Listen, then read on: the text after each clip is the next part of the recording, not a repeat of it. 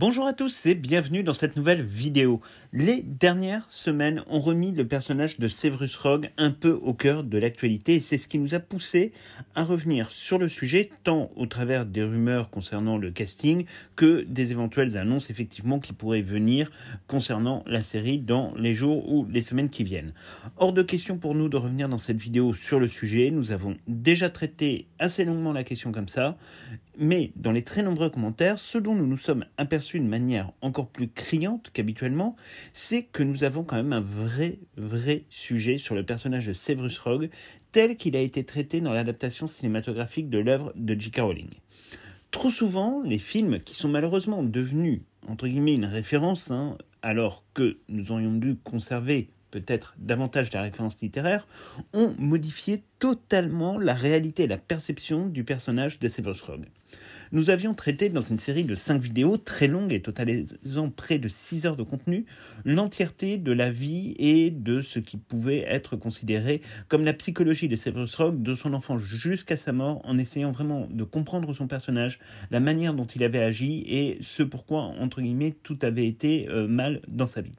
Vous pouvez retrouver toutes ces vidéos dans notre playlist consacrée au personnage de la saga. On en a même fait une spécifiquement pour Severus Rogue que vous pouvez, je crois, normalement écouter même au format podcast. Mais aujourd'hui, nous avons voulu vous proposer un format un peu plus court pour répondre en fait à une question simple que l'on pourrait résumer ainsi si vous voulez être un peu grossier. Severus Rogue était-il un ange ou un démon? Ou peut-être plus simplement, qui était vraiment Severus Rogue? Le problème des adaptations cinématographiques, et c'est particulièrement le cas pour ce qui concerne Harry Potter, c'est qu'elles ne sont pas souvent, on va dire, parfaites. Malheureusement, elles ne sont souvent même que de très pâles reflets de l'œuvre originale écrite par J.K. Rowling. Il n'existe d'ailleurs dans le monde du cinéma que très peu de cas où une adaptation cinématographique ou même à la télévision réussit à remplacer le matériel de base. Dans le cas de Harry Potter, c'est d'autant plus flagrant en fait que les adaptations au cinéma ont commencé, et c'est peut-être là où l'histoire pêche, alors que la saga littéraire n'était même pas encore finie d'être écrite. Ce qui, rétrospectivement, franchement, semble être une erreur assez colossale, puisque, en effet, les réalisateurs ne savaient pas tout de l'histoire, ne comprenaient pas les histoires de tous les personnages, même si J.K. Rowling avait pu donner beaucoup d'éléments aux scénaristes, aux différents réalisateurs et à certains acteurs. Le fait est qu'ils n'avaient pas on va dire, une vision totale. Il n'avait qu'une vision partielle d'une œuvre, ô combien complexe, et dont les histoires des personnages ont parfois mis beaucoup de temps à émerger. L'histoire de Severus Rogue, à titre d'exemple, n'émerge que véritablement dans Harry Potter et l'Ordre du Phénix, puis Harry Potter et Le Prince de Sang Mêlé. Donc c'est aussi un peu normal que les adaptations cinématographiques aient mis un petit peu de temps. C'est ainsi, en tout cas, pour nous, et c'est notre analyse, que beaucoup de personnages ont eu un développement parfois légèrement différent des livres, voire parfaitement différents même, comme ce fut le cas par exemple pour Ginny Weasley. Parfois les personnages ont été beaucoup trop édulcorés, comme Neville Londubat. Parfois ils ont été supprimés tout bonnement, c'est le cas de Charlie Weasley ou de Peeves. On rappelle que Charlie Weasley n'apparaît que, on va dire, de manière très maladroite sur une photo de la Gazette du Sorcier dans Harry Potter, le prisonnier d'Azkaban, et que le personnage de Peeves a lui été de toute façon supprimé de facto, alors qu'un acteur avait été casté, etc. Et ensuite, en plus donc de ces personnages édulcorés, supprimés ou des personnages qui ont été modifiés, on a parfois été aussi dans l'erreur entre guillemets d'analyse dès le départ de la saga, et ce fut le cas pour évidemment le personnage de Severus Rogue. La prestation d'Alan Rickman dans le rôle pour lequel il devait jouer, c'est-à-dire le rôle de suivre ce qui a été marqué dans le scénario, a été absolument magistral et a marqué beaucoup de spectateurs qui ont développé un vrai attachement au personnage de Severus Rogue, ce qui est d'ailleurs notre cas. Mais on sait cependant aussi que Alan Rickman, dans son journal intime, publié il y a maintenant quelques années, avait fait part d'expériences plus ou moins troublantes où il sentait quand même un décalage assez évident entre ce qu'on lui demandait et le personnage issu de l'œuvre de J.K. Rowling. À plusieurs reprises, il a fait part de son mécontentement, quitte même parfois à aller au clash avec certains réalisateurs ou même à squeezer directement la projection durant des avant-premières des films, comme ce fut le cas pour Harry Potter et le Prince de Sang Mêlé. On vous avait fait toute une vidéo sur ce livre que vous pouvez retrouver, c'est les Confidences d'Alan Rickman sur notre chaîne, où on vous expose un petit peu tout ce qu'il a pu dire au sujet de Harry Potter, et parfois c'est vrai que c'est assez cru et assez violent. Alors, en même temps, on ne peut pas tellement lui en vouloir, puisqu'il est vrai que l'histoire de Severus Rogue a fait l'objet dans l'adaptation cinématographique d'une espèce d'édulcoration sacrément violente dans globalement les 5 derniers films. Rogue n'est pas dans le camp du bien en permanence, et surtout ses fautes dans l'histoire sont véritablement très lourdes, ce qui le torture. Or, ce côté-là a été totalement oublié et, on va dire, sacrifié pour développer parfois des intrigues très très légères, comme ce fut le cas dans Harry Potter et le Prince de Sang Mêlé, alors qu'on avait vraiment un matériel de base qui aurait pu être exploité de manière beaucoup plus intéressante. Pour ceux qui ont eu l'immense chance de découvrir Harry Potter avec les livres et non avec les films, on se souvient tous de la manière dont nous pouvions percevoir Severus Rogue dès le premier livre comme étant un antagoniste quand même, il faut le reconnaître, sacrément flippant, malaisant, et qui avait quand même une certaine proportion à la perversité et au harcèlement de ses élèves. Alors, c'est un peu montré dans les 2 premiers films. Ensuite, c'est traité sous forme d'apparitions plus ou moins humoristiques, comme dans La Coupe de Feu, ce qui est d'autant plus étonnant car Rogue est tout sauf un personnage, on peut le dire comme ça, qui est censé faire rire le lecteur. Ce n'est pas sa mission dans l'œuvre, et ça n'arrive, à vrai dire, quasiment jamais, en dehors peut-être de la scène où il apparaît sous forme d'Obscurus dans Harry Potter et le prisonnier à Azkaban. C'est un professeur, il faut quand même se le remémorer, qui terrorise littéralement la majorité de ses élèves, qui est brutal dans sa manière d'enseigner les potions, qui est harcelant vis-à-vis des élèves, qui ne juge pas digne de ses cours, il est hautain, il est désagréable, il est toujours point à faire des remarques les plus désobligeantes les unes que les autres, voire des remarques qui sont totalement, pour le coup, déplacées de la part d'un enseignant. En plus, on sait qu'il n'est pas du tout capable d'être dans l'impartialité dans son rôle de directeur de la maison de Serpentard. Enfin bref, concrètement, il a quand même un paquet de défauts. Alors, cela n'empêche pas de temps en temps de faire, évidemment, des actions louables, comme lorsqu'il sauve Harry Potter, bien entendu. Mais dans quel but ? Là aussi, c'est un vrai point de questionnement. Est-ce que c'est dans un but altruiste ou est-ce que cela répond à d'autres logiques ? Alors, pour être honnête, la réponse, elle est peut-être nuancée. Mais pour bien comprendre, il faut quand même revenir au fait générateur. Le fait qui change tout dans l'histoire de Harry Potter et qui se déroule pourtant quelques mois avant sa naissance. La scène prend place, vous vous en souvenez, durant la première guerre du monde des sorciers, quand Severus Rogue est un mange-mort confirmé et mène des actions d'espionnage pour le compte du Seigneur des Ténèbres. Ce jour-là, il se trouve à la tête de Sanglier où il doit surveiller les activités et déplacements d'Albus Dumbledore qui se rendent de manière régulière dans ce pub plus discret que les Trois Balais pour divers rendez-vous. En l'occurrence, ce jour-là, le directeur de Poudlard reçoit une jeune sorcière, Sybil Trelawney, pour un entretien d'embauche qui ne représente de base absolument aucun intérêt stratégique immédiat pour Albus Dumbledore, et en tout cas qui ne peut pas non plus représenter une source d'intérêt pour les Mange-Morts et le Seigneur des Ténèbres. Seulement, là où les choses vont se corser, c'est quand cette sorcière, extrêmement fébrile, va se mettre à prophétiser dans tous les sens, créant de facto un événement aux répercussions absolument phénoménales. Poussé dans ses retranchements par un Albus Dumbledore totalement hermétique et plus que sceptique vis-à-vis de l'invitation à enseigner la divination au sein de Poudlard, tout du moins à poursuivre l'enseignement de la divination, il est aussi très sceptique vis-à-vis du personnage même de Sybil Trelawney. On peut évidemment penser que Dumbledore n'a pas forcément toujours été très tendre dans sa manière d'aborder les choses. Et c'est à ce moment-là en fait que les dons de Sybil Trelawney vont l'amener inconsciemment à formuler la prophétie qui sera à la base de toute l'histoire de Harry Potter et qui sera centrale pour bien comprendre de quoi on parle dans cette œuvre.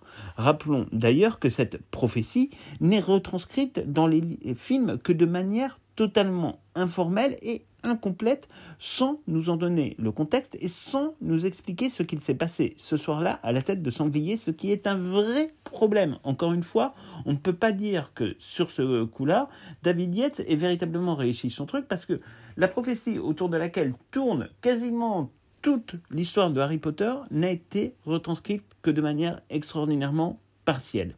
Severus Rogue, on le sait, entend la première partie de la prophétie avant de se faire expulser Manu Militari par Aberforth Dumbledore qui s'était rendu compte du manège de ce sinistre personnage qui était déjà probablement connu et reconnu. Seulement, Rogue a eu le temps d'entendre l'une des parties les plus importantes, à savoir qu'un enfant à naître serait en capacité de défaire le Seigneur des Ténèbres. C'est en quelque sorte l'élu.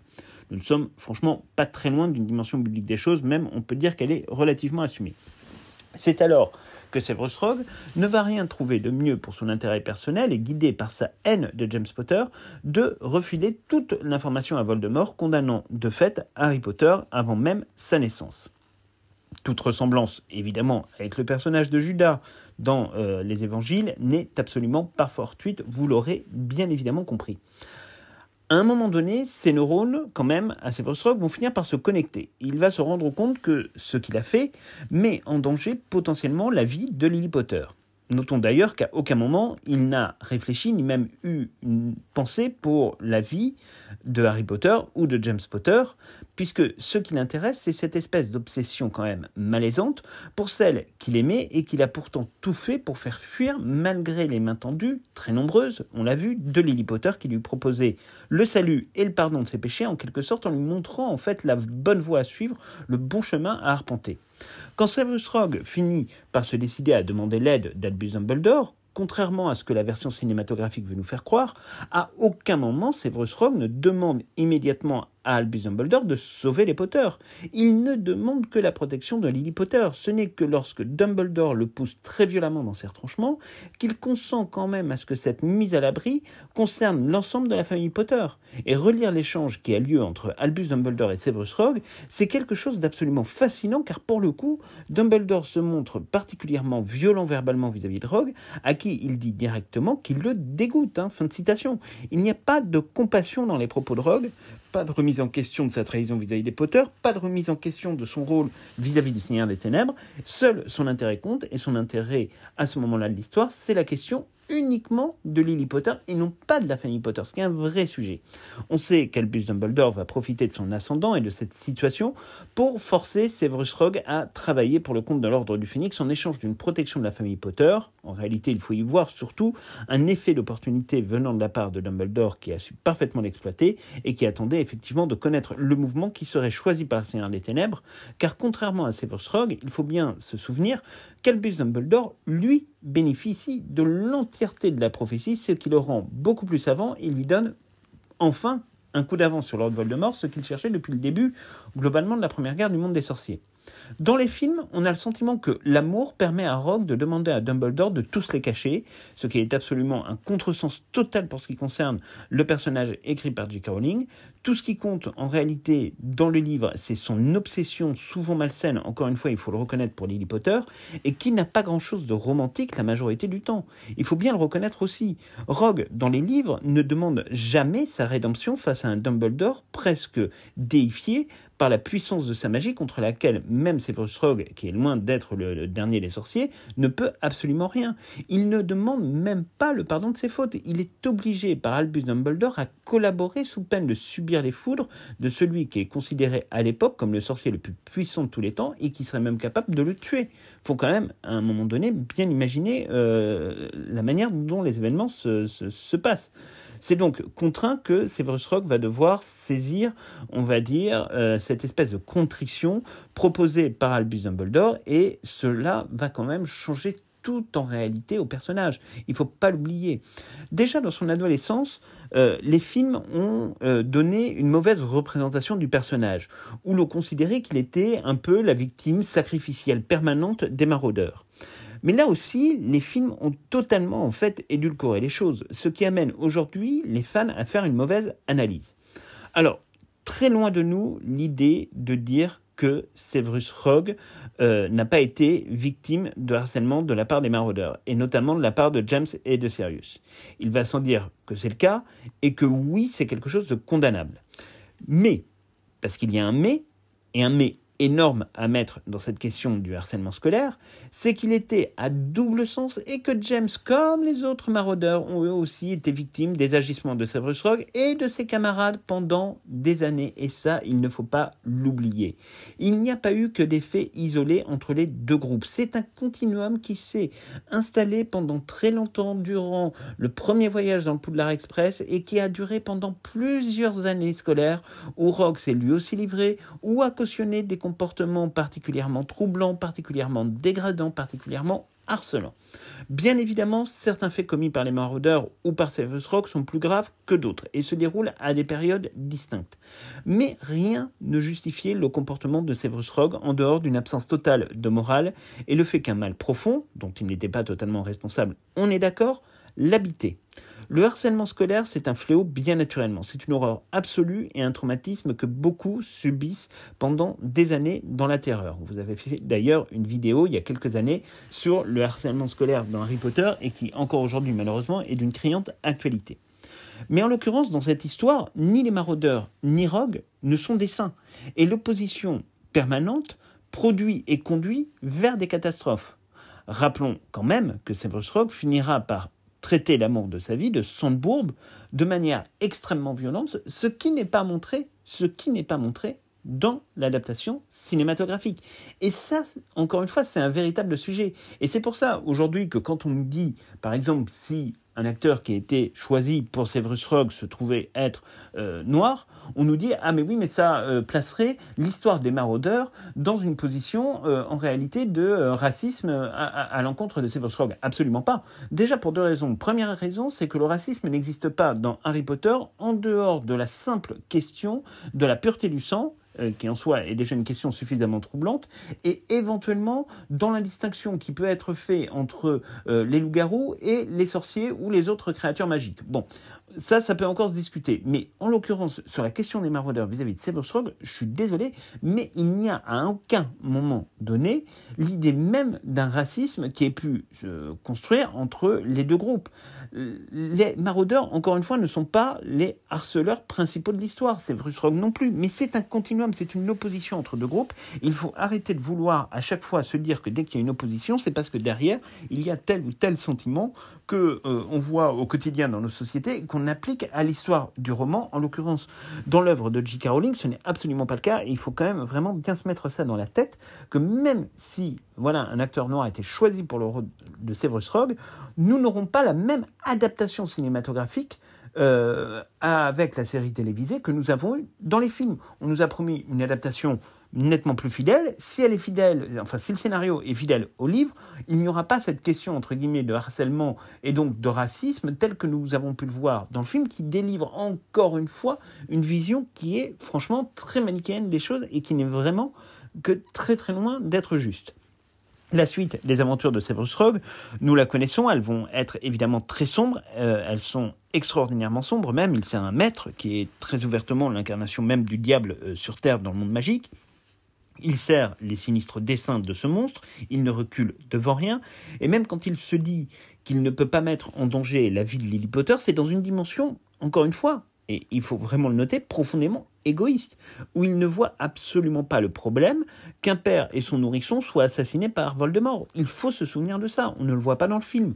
On sait qu'il avait négocié que Lily Potter puisse avoir la vie sauve avec Lord Voldemort, mais il n'avait pas obtenu une confirmation ferme et définitive de la part de Voldemort, d'où son idée de se tourner vers Dumbledore. On est quand même très très loin du geste altruiste et de cette espèce de côté très romantique qu'ils nous ont donné à voir dans l'adaptation de Harry Potter et les reliques de la mort, avec ce flashback, alors qui est très bien réalisé, qui est saisissant, mais qui en réalité est quand même relativement, on va dire, remanié, romantisé, alors que dans cette histoire, en fait, le romantisme, il est quand même un peu spécial. Encore une fois, les films, ils ont romancé les souvenirs de Rogue pour en faire un être moins mauvais qu'il n'est en réalité dans les livres, et donc donner une image particulièrement flatteuse du personnage, avec cette espèce de twist, entre guillemets, du méchant, qui est en fait méchant, mais pas trop méchant, qui est assez gentil, mais c'est une vision qui est erronée, ce qui, par voie de conséquence, donne à l'ensemble des spectateurs une image extraordinairement biaisée du personnage.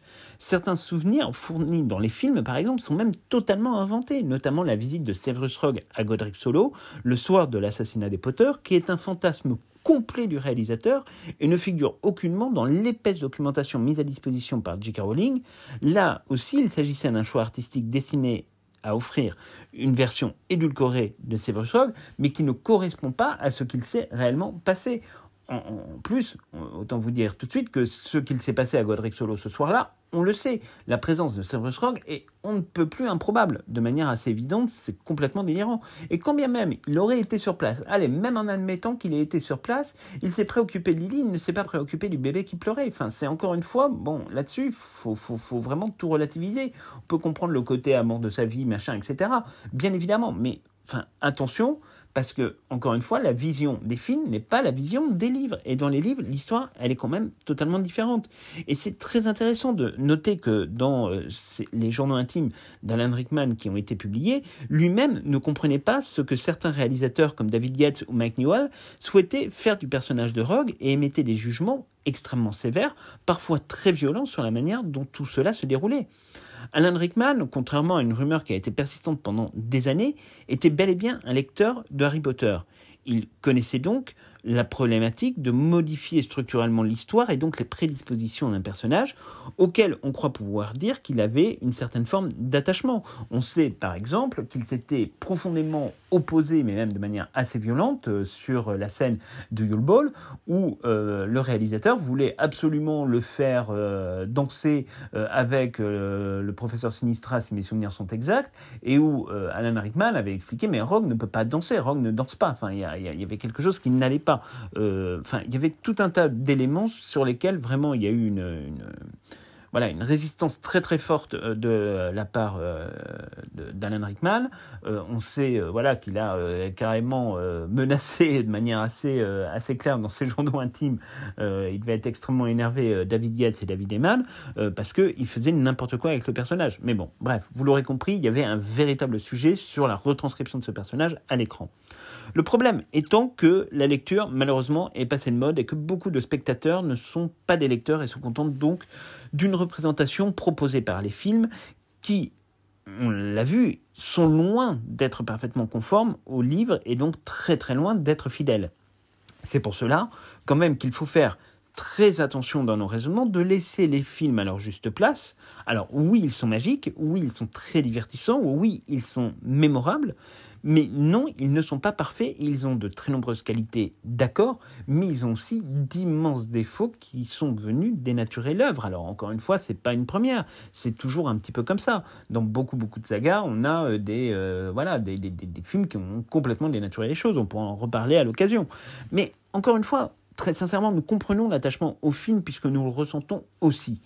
Mais il faut faire très attention à ne pas en faire des totems, compte tenu du fait qu'ils sont justement remplis d'incohérences, d'approximations, de manque de précision sur la temporalité des choses, de représentation des personnages qui sont très éloignés de la réalité. Enfin bref, il y a un paquet de nombre d'erreurs, il y a des raccourcis qui sont faits, qui sont dramatiques, des personnages qui ont été supprimés, qui étaient quand même vachement utiles, des scènes absolument incroyables et qui permettaient par exemple de comprendre les itinéraires de vie de certains des personnages comme Neville Londubat qui ont été complètement oublié au passage. Enfin, il faut quand même pas oublier tout ça. Et ça n'enlève rien au fait qu'on se regarde les films Harry Potter de manière très régulière et qu'on adore se les regarder et que ça nous manque quand on ne les regarde pas.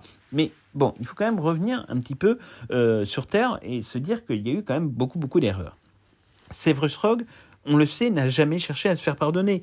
Il a exécuté les ordres d'Albus Dumbledore pour préserver ses propres intérêts en premier, son ego aussi, puis peut-être un petit peu, quelque part par fidélité à Lily Potter, mais c'est assez peu probable au final que tout cela soit le cas. D'ailleurs, on sait que Albus Dumbledore ne lui a jamais pardonné la manière dont il s'était conduit. Au contraire, il l'aura totalement essoré le maximum possible, jusqu'à l'obliger à prendre sur lui le fait de le tuer pour protéger Draco, qui, lui, pouvait encore être sauvé, ce qui fait que Dumbledore estimait que de toute façon, pour Severus Rogue, c'était trop tard. En réalité, la rédemption de Rogue, et c'est logique, ne peut passer que par l'élu lui-même, qui par son sacrifice rachète les péchés de Rogue et lui permet même de trouver une forme de réhabilitation par le fait que Harry Potter donnera le prénom de Rogue comme second prénom d'un de ses enfants pour Albus Severus Potter. Il aura fallu quand même attendre la toute fin de sa vie pour que Rogue soit en capacité de se comporter convenablement, non pas par obligation, après tout Dumbledore étant mort, il aurait pu faire autre chose, on aurait pu faire la supposition qu'il ne se serait pas senti tenu au-delà de sa mort par une quelconque dette morale, mais il l'a fait en réalité pour lui. Et ça, c'était quelque chose d'assez dur quand même à émerger dans le livre, alors qu'on a l'impression que c'était quelque chose de pensé, de réfléchi dans les films, ce qui est faux. On sait que Rogue fournira effectivement l'élément indispensable à Harry Potter pour vaincre le Seigneur des Ténèbres. On pourra donc convenir que c'est une illumination de dernière minute, et c'est tant mieux d'ailleurs pour sa propre personne, et pour Harry Potter qui a pu effectivement racheter un petit peu ces péchés qui étaient au cœur de l'œuvre de Severus Rogue. Mais nous pouvons quand même convenir que cette révélation, elle est arrivée un peu tardivement. Alors, évidemment, la vie et surtout l'enfance de Severus Rogue a été difficile. Elle a été souvent très traumatisante, violente, empreinte de ténèbres. C'était un garçon qui était maltraité. Severus Rogue a fait ensuite tous les mauvais choix possibles. Il s'est comporté d'une manière épouvantable avec beaucoup de monde, y compris ceux qu'il pensait aimer. Severus Rogue était loin quand même d'être un saint. C'est ce qui fait la complexité en fait de son personnage. Il n'est pas loin, pas très loin en tout cas d'être un démon, mais il aura su se racheter au bon moment alors qu'il était au crépuscule de sa vie, et l'élu lui aura quand même accordé une forme de rédemption tardive, mais lui aura accordé, et ça c'est quelque chose qui est très important. Il faut vraiment se souvenir que les films ne sont pas et ne seront jamais l'exacte représentation de ce que J.K. Rowling avait en tête pour ses personnages. Et c'est peut-être en fait toute la problématique de commencer l'adaptation d'une saga avant qu'elle ne soit terminée en librairie. Nous espérons là-dessus, sur ce point, vraiment que la série sera en capacité de venir remettre les choses à leur juste place, car au final, c'est ce que nous attendons plus de la série, c'est avoir une fidélité vis-à-vis du contenu de l'œuvre, vis-à-vis de la complexité des personnages, vis-à-vis des intrigues. Vous l'aurez compris, ce qui compte pour nous, c'est avant tout le scénario. Ce n'est pas, entre guillemets, tel ou tel acteur dont, de toute façon, on ne réussirait à mettre personne d'accord sur le sujet. Hein. Il faut se souvenir, beaucoup sont trop jeunes pour s'en souvenir, mais que certains choix, au moment des films Harry Potter, étaient très très critiqués. Hein. Quand le personnage qui avait été choisi pour jouer Cédric Diggory dans Harry Potter et le prisonnier d'Azkaban était sorti, alors à l'époque, c'était avec un internet qui faisait des bruits ultra bizarres et qui vous coupait la ligne téléphonique, donc c'était vraiment l'âge de pierre. Mais quand ils ont choisi le personnage pour Cédric Diggory, ça avait franchement pas plu aux gens. Alors en plus, on connaissait pas l'importance qu'il allait avoir encore à ce moment-là. En tout cas, ça n'avait pas été dit. Mais le fait est qu'ils ont dû changer le personnage parce que ça n'allait pas et les retours avaient été assez assez limité. C'est vrai qu'on imaginait un Cédric Diggory très athlétique, très sportif, très beau gosse. Bon, dans le troisième, c'était pas le cas. Donc, mettre les gens d'accord sur un acteur, quelle que soit sa couleur de peau, quelle que soit son origine, sa religion, ce que vous voulez, de toute façon, on mettra jamais les gens totalement d'accord. Là-dessus, faut être clair. Et même si on faisait un casting avec des acteurs qui représentent à 100% la description qui est faite dans les livres Harry Potter, vous trouverez toujours quelqu'un pour venir vous dire il n'y a pas assez de gros, il n'y a pas assez de noirs, il n'y a pas assez de minorités religieuses, il n'y a pas assez de ceci, il n'y a pas assez de cela, enfin bref, on n'y arriverait jamais, on ne mettrait jamais tout le monde d'accord. Mais en vrai, le casting, bon, c'est important, évidemment, parce qu'on va passer presque 12 ans de notre vie avec ces personnages-là. Mais ce qui est important surtout, c'est la cohérence avec les écrits de J.K. Rowling. Pour nous, c'est ça qui est primordial. Si les scénarios sont fidèles aux livres et donc aux intrigues, aux histoires des personnages secondaires, au développement que J.K. Rowling a pu écrire dans les livres, dans la documentation qu'elle a donnée, ce sera vraiment un bon point. Rappelons-nous que maintenant, nous avons absolument tout. Ce n'était pas le cas quand ils ont commencé l'adaptation cinématographique de Harry Potter. Là, tout le matériel est présent, il y a juste à faire des recherches, il y a juste à remettre tout ça, on va dire, dans le bon sens, et normalement, ça devrait bien se passer, et nous, c'est tout ce qu'on attend.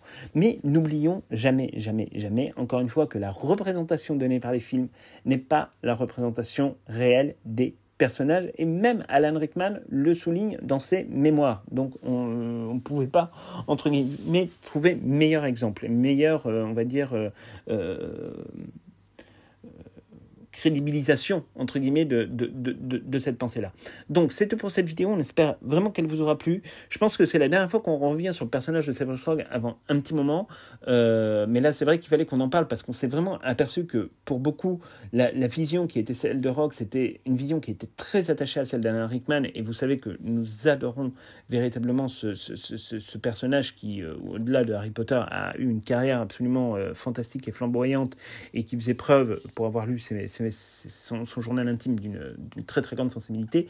Mais encore une fois, voilà, c'était Alan Rickman. Alan Rickman n'est plus. Il va falloir s'habituer à de nouveaux acteurs, mais surtout, il va falloir s'habituer à abandonner un peu nos représentations cinématographiques pour accepter, on l'espère en tout cas, une meilleure représentation qui soit beaucoup plus fidèle au livre dans la série. Donc c'était pour cette vidéo, on se retrouve très bientôt pour plein de nouvelles infos et d'ici là n'hésitez pas à vous abonner à notre chaîne, à partager nos vidéos et à nous mettre des commentaires pour nous dire un petit peu ce que vous en pensez. À très bientôt.